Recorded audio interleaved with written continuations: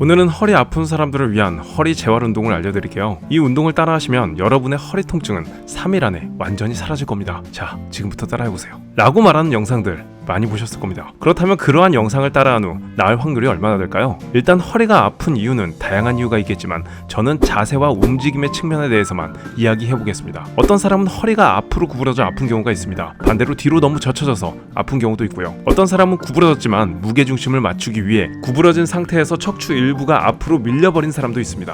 혹은 허리가 회전이 걸려서 아픈 경우도 있겠죠. 여기까지는 척추의 잘못된 정렬, 즉 자세에 대해서만 이야기한 것입니다. 하지만 허리 통증은 고관절의 가동성이 부족해도 문제가 많이 생깁니다. 만약 고관절을 잘 구부리지 못하는 사람들은 그의 보상으로 허리를 자주 구부리는 움직임으로 인한 과사용으로 허리 통증이 생깁니다. 고관절을 충분히 잘 펴지 못하는 사람들은 그의 보상으로 허리가 과하게 펴지는 패턴의 과사용으로 허리 통증이 생길 수 있습니다. 고관절 회전이 잘 나오지 않는다면 보행을 할 때마다 허리에서의 회전이 나와 회전 과사용으로 허리 통증이 생기겠죠. 이번엔 상지로 넘어가 보겠습니다. 어떤 사람은 뻣뻣한 흉추 혹은 견갑골로 인해 팔 움직임의 가동 범위가 커질 때마다 허리의 보상 움직임으로 인해 허리가 자주 흔들려 허리 통증이 생기게 됩니다. 이건 흉추의 문제일 수도, 견갑골의 문제일 수도, 그리고 관절과 상완관절의 문제일 수도 있습니다. 발목이 뻣뻣한 사람들은 무게중심을 맞추기 위해 발목 움직임에서의 보상이 허리에서 나타나기도 합니다. 스쿼트를 할 때 발목이 뻣뻣한 사람들은 상체를 상대적으로 굉장히 많이 기울이는 경우가 한 예시입니다. 잠깐 제가 언급한 허리 통증의 원인이 대략 10가지가 되지만 이건 생각나는 대로 이야기한 것일 뿐, 허리 통증에 대한 원인은 이보다 훨씬 더 많습니다. 그렇다면 유튜브에 나온 허리 재활 운동은 이러한 것들을 다 나누어 설명을 하는지,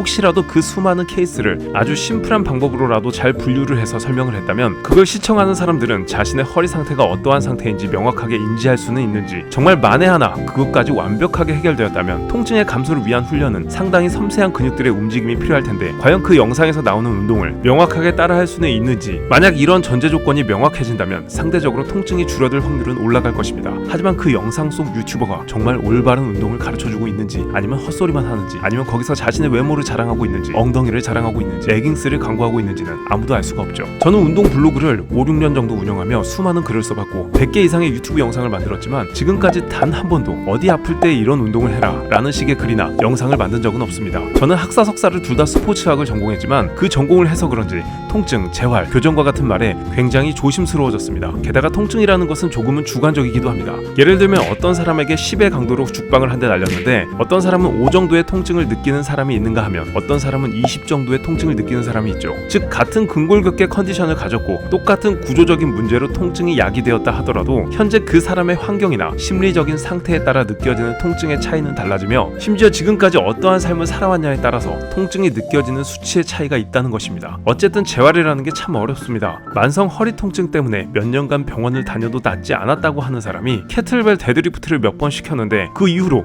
허리 통증이 사라지는 기적과 같은 일들도 있었습니다. 반면 어떤 사람은 가진 지식을 총동원해서 운동을 지도해도 전혀 나아지는 게 없을 때도 있습니다. 개인적인 생각이긴 하지만 외상으로 인한 통증이 아닌 일반적인 만성 통증은 라이프 스타일 자체가 바뀌지 않는 한 쉽게 잡힐 수는 없다고 생각합니다. 즉 이 말은 단 한 가지의 원인이라고 생각하고 그 원인만 해결하려고 하면 쉽게 해결되지 않는 경우도 많다는 것이죠. 그래서 제가 영상의 통증 감소, 재활 운동에 대한 이야기를 선뜻 못하는 이유가 바로 이러한 이유들입니다. 물론 운동 중 잘못된 자세로 인해 나타나게 되는 통증은 예외이지만 그러한 것들도 걱정되어 운동을 유튜브 영상으로 가르치는 것도 아직 적극적으로 진행하지 못하는 이유이기도 하고, 그걸 해결하고자 저희 3분 운동과학에서는 소수의 인원으로 트레이닝 워크숍을 진행하고 있습니다. 요즘은 유튜브 믿었다가 몸이 더 망가졌다고 하시는 분들도 많은데, 아파서 재활을 한다거나 고중량을 다루는 위험한 상황에 도전을 하는 것이라면 직접 배우는 것이 가장 경제적인 방법일 수도 있습니다. 어설프게 따라하다가 다쳐서 병원비가 추가적으로 나가는 상황을 방지하자는 것이죠. 이렇게 이야기하면서도 물구나무 서기 영상을 보고 연습하다가